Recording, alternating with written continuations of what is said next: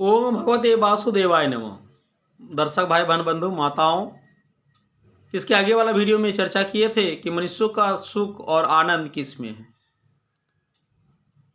तो चर्चा का विषय वस्तु इसलिए आज भी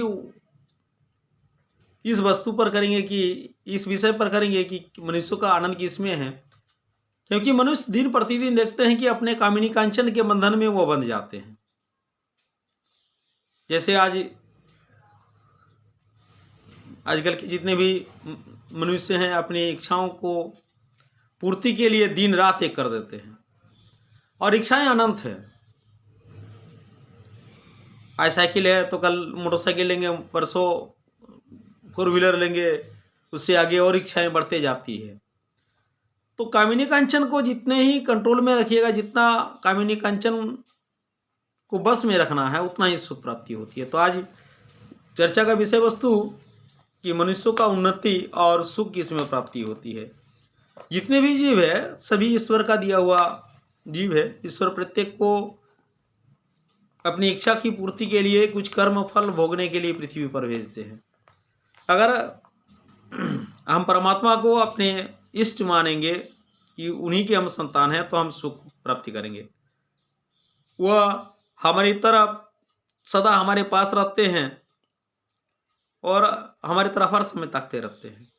इसलिए मानस में दिया गया है कि सन्मुख हो ही जीव मोहि जबहि जन्म कोटि अघा नासा ही तबहि। मानस के 44 नंबर में दिया गया है कि यदि हम लोग केवल भगवान को ही अपना मान ले और भगवान ही हमारे हैं और ये वस्तु हमारी नहीं है, इतनी ही बात मान ले, कठिन नहीं है। जब तक हम पक्का विचार नहीं कर लेते तब तक बड़ा कठिन है।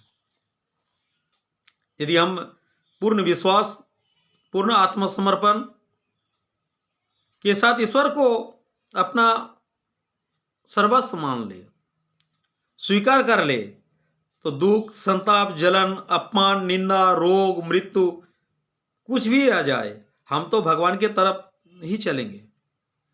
फिर भी हमें कोई हटा नहीं सकता है, ना हमें पीड़ा होगी ना दुख होगी। भोग और संग्रह की इच्छा के ऊपर ही सब 84 लाख जोनियां अवलंबित है। संपूर्ण दुख, संताप, पाप आदि इन्हीं में से होते हैं। फिर इसमें प्राणी अपनी बहादुरी मानना, उन्नति समझना कठिन भूल है। सोचते हैं कि इतना धन मिल गया तो हमारा उद्योग सफल हो गया। सफल नहीं, महान विफल हो गया। एक पल में सब छूट जाएगा। जो लखपति और करोड़पति है वह सुखी नहीं है, पर जो भगवान में लगे हैं वही सुखी है, मौज आनंद में है। जितना भोग और आश्चर्य छूटेगा उतने ही शांति होगी। एक श्लोक का भाव में आशारूपी रस्सी से बंधा हुआ पुरुष तो भागता फिरता है और खुला हुआ पुरुष मौज से बैठता है। आशया ये कृते दास्यते दास सर्वदेही नाम। जो आशा के दास है कि धन मिल जाए, मान मिल जाए, ये मिल जाए, अमुक मिल जाए, वे संपूर्ण शरीर धारियों का दास है। और आशा ये न कृता दासी तस्य दासयते जगतम।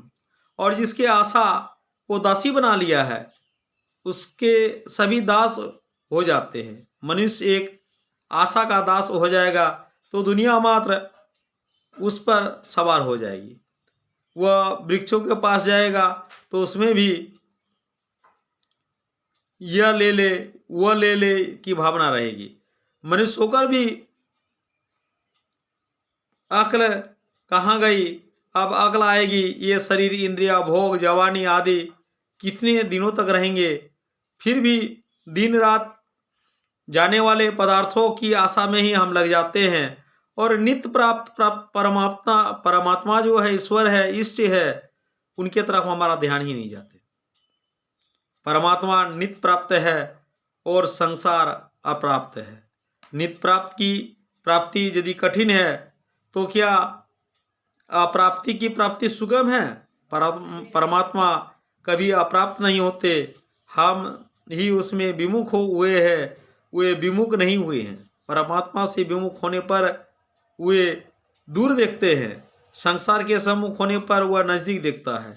वास्तव में संसार कभी नजदीक आया ही नहीं और भगवान कभी दूर गया ही नहीं। भगवान की ताकत नहीं दूर होने की, संसार की ताकत नहीं पास आने की और ठहरने की, कितने विलक्षण बात है। भगवान की तरफ चलते ही भगवान राजी हो जाते हैं, खुश हो जाते हैं। जैसे बच्चा माँ करता हुआ गोद में आ जाए तो माँ प्रसन्न हो जाती है, वह बालक को खिलाती पिलाती है, कपड़े पहनाती है, सब कुछ वही करती है और बालक के गोद में आने पर राजी हो जाती है। उसी प्रकार भगवान के सम्मुख आने पर वह भी राजी हो जाते हैं। अगर हम लोग मान लें कि तमेव मातास्य पिता तमेव तमेव बंधुश्च सखा तमेव विद्या द्रविणं तमेव सर्वं मम देवदेव। तो इस प्रकार से माता, बहन, मित्रों, इस प्रकार से अगर भगवान पर हम लोग आश्रित हो जाएं तो हम लोग का दुख कष्ट सब दूर हो जाएंगे।